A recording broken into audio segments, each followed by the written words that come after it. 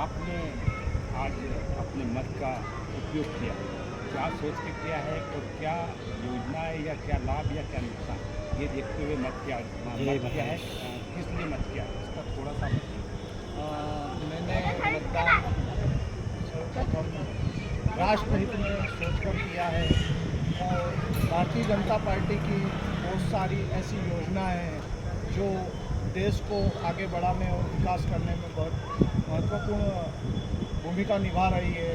मैं पूरा भारत घूमता हूँ, स्किल इंडिया में काम करता हूँ। मैंने देखा है कि जितना विकास अभी हुआ है इतना शायद ही कभी हुआ है।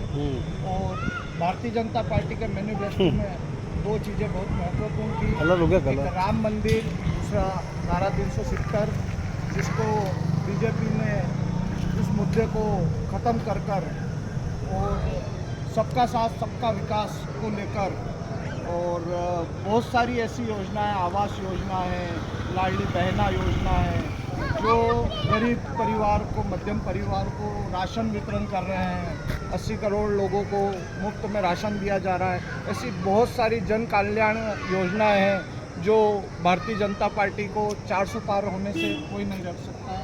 जय हिंद, जय भारत।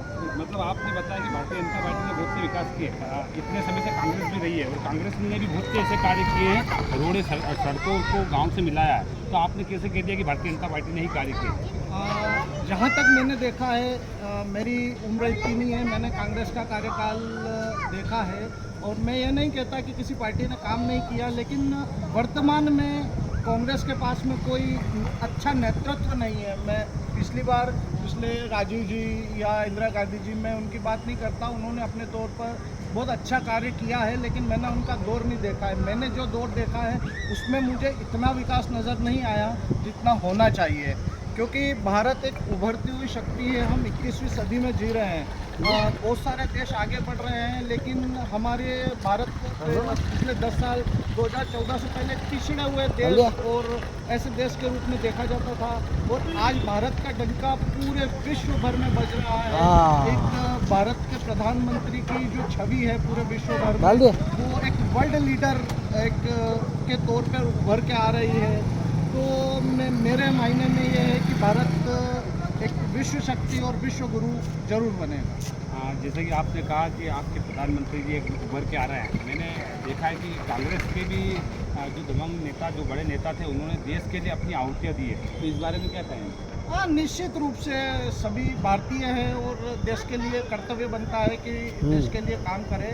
मैं उन सभी को प्रणाम करता हूँ जिन्होंने देश के लिए अच्छा काम किया है, लेकिन वर्तमान में मुझे कोई विपक्ष में अच्छा नेतृत्व नज़र नहीं आता। ये अनुपम जी थे जो जिन्होंने कांग्रेस के भारतीय जनता पार्टी के बारे में बताया है, बाकी कांग्रेस के बारे में भी इन्होंने कुछ गलत नहीं कहा है, बाकी जो भी कहा है भारतीय जनता पार्टी के पक्ष में कहा है। हम और भी लोगों से इस विषय में चर्चा करेंगे, बात करेंगे। आप जुड़े रहिए, आप हमारे साथ वॉइस ऑफ रतलाम के साथ।